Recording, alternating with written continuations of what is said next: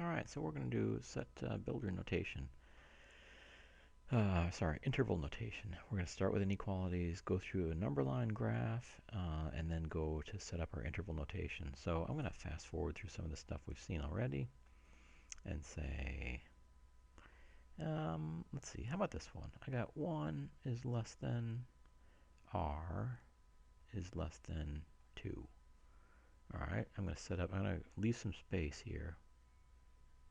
Here and here and here. We might do a couple different examples with these same ideas. If 1 is less than r is less than 2, my border on my left side is 1. Border on the right side is 2. Do I include in my, so here's my solution set. Do I include in my solution set 1? Nope, r is greater than 1, so it's got to be a rounded bracket here.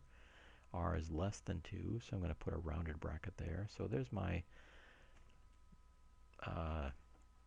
inequality leading to a number line graph. And now from the number line graph, we can set up our interval notation. Our border on the left is 1. Border on the right is 2. Do we include 2? No. Rounded bracket. Do we include 1? No. Rounded bracket. Comma between them. There's our interval notation. All right, how about if we've got something like, hang on a second.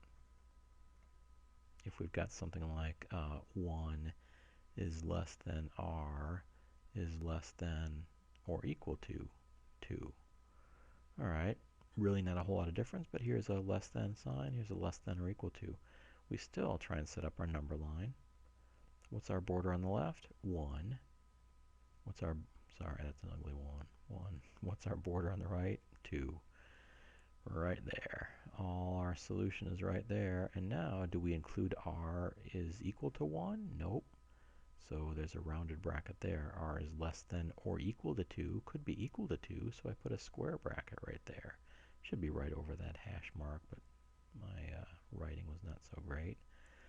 Alright, so there's our number line. From our number line, we can say, let's set up an interval notation. Border on the left is 1. Border on the right is 2. Do we include 1? No. Rounded bracket. Do we include 2? Yes, because r could be less than or equal to 2. So because it could be equal to, put a square bracket. Put a comma between them. There's our interval notation. How about 1 less than or equal to r less than 2? Set up our number line. I'm going to try and squeeze this guy in here. Border on the left, 1. Border on the right, 2. Here's our solution. For the red one, right down here, r is greater than or equal to 1. Could be equal to 1, so therefore we put a square bracket. It's an ugly square bracket. R is less than 2, not equal to 2, so we put a rounded bracket there. Alright, now from our number line, set up our borders. Border is 1 on the left side. On the right side, 2.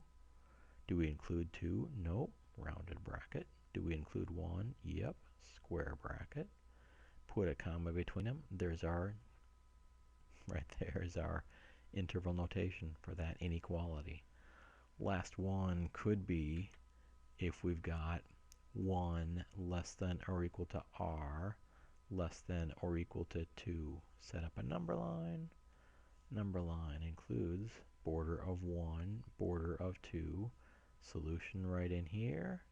Do we include 1? Yep, r could be greater than or equal to 1, square bracket. R could be less than or equal to 2, square bracket, because it could be equal to 2. What's the border on the left? 1. Border on the right? 2. Do we include 1? Yes, square bracket. Do we include 2? Yes, square bracket. Comma between them, there's our interval notation. Done. 4 different situations, the blue, the green, the red, and the black, showing different different possibilities, really 4 different possibilities of including or not including the borders.